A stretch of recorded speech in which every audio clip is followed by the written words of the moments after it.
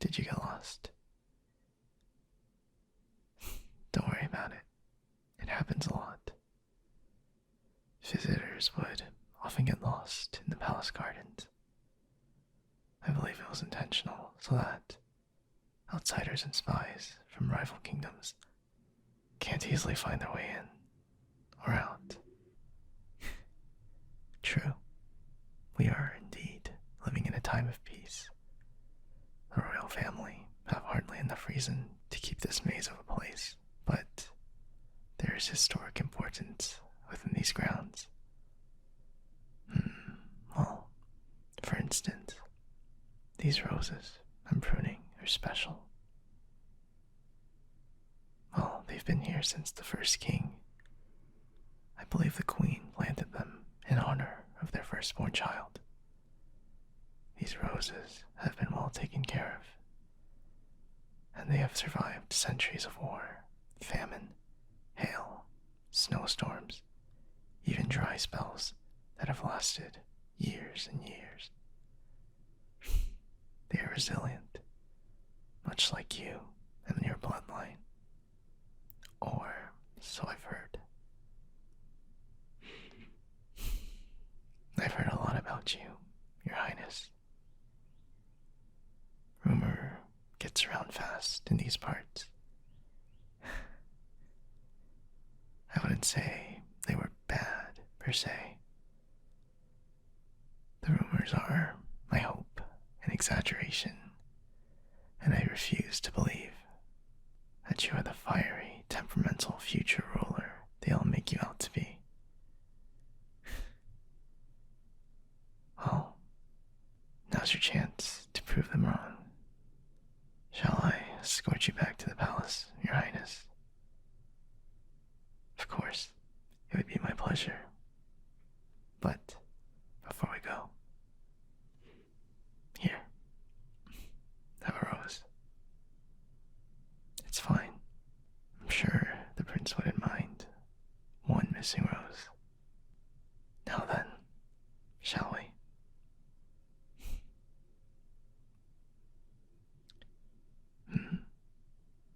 About the prince. Oh, he's not as bad as they make him out to be either. Yes, I suppose I've been here long enough. I know this place like the back of my hand.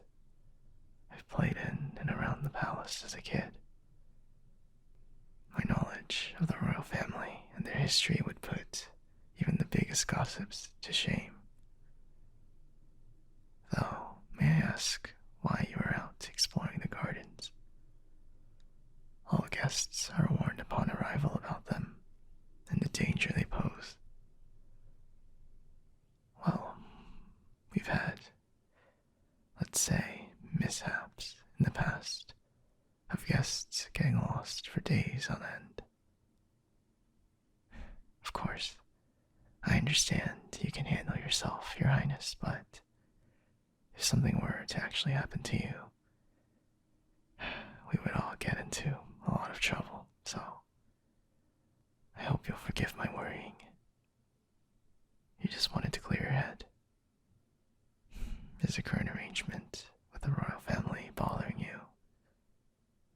Or rather, is the thought of getting into an alliance with the prince unpleasant for you? Like I said, he's not too bad. I understand he's not very likable due to his sudden emotional outburst, but those can be justified by his overprotective nature. He is fiercely protective of his family and those he loves. But I have a feeling that's not what you're worried about. I suppose I don't know as much about you as I do the palace and the royal family, judging by the crease on your brow, even after my clumsy attempts at reassuring you. If I may be so bold, Your Highness, I suspect you're more worried about the prince not liking you. Is that it? The thought of tonight's dinner held in your honor is making you anxious. Is that it?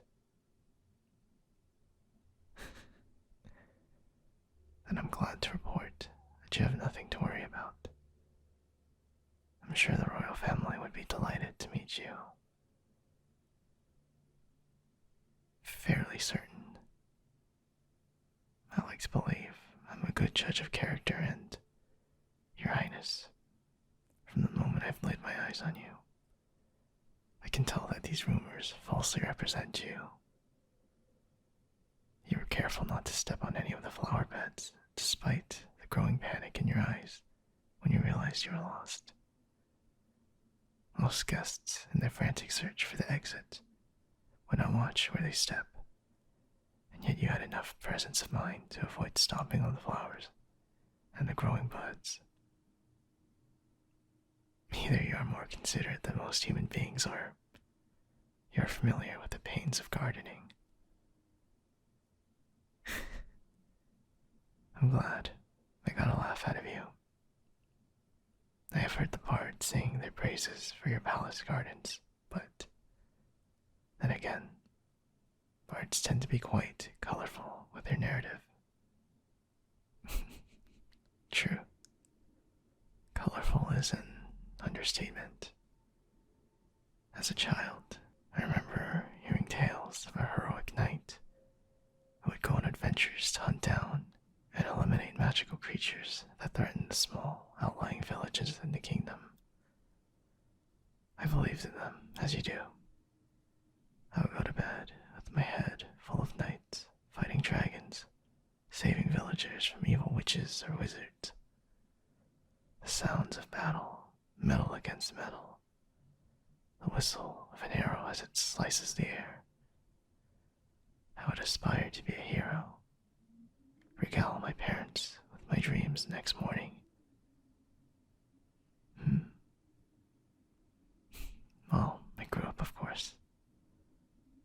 I learned how to pick which parts were woven in to make the tale more interesting. I separated fantasy from reality. Surely you don't believe in knights in shining armor, coming to save those in distress anymore.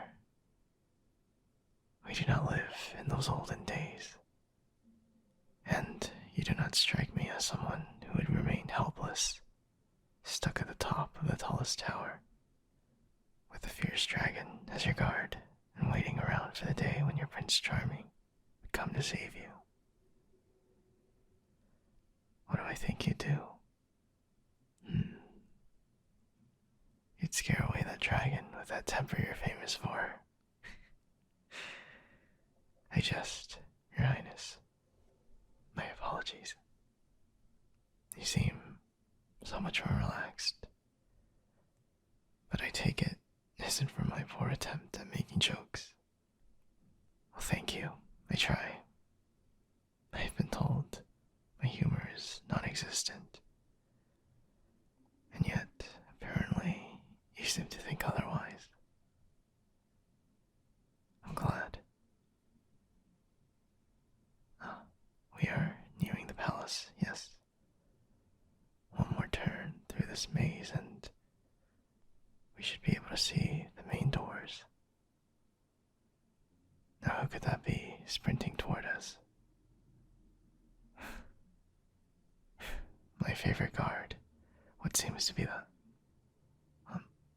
Slow down. Calm yourself. Take a breath and speak clearly. You were searching for us. I'm fine. And as you can see, I brought back our guest of honor for tonight. Although I wish you didn't find us right away. Nothing. Call back the search party. You may take your leave. Of course. And is there anything else? Right. I'll be up shortly. Thanks for passing on the message. And here we are. Welcome back to my palace, Your Highness. I'm sorry. I know how to tell you. I didn't want to break the spell, but I'll make it up to you at dinner. I will pretend we haven't met yet when you are formally introduced. How does that sound? Good. Before you go in, may I take your hand? Why? Because it is customary, of course. I will see you at dinner, Your Highness.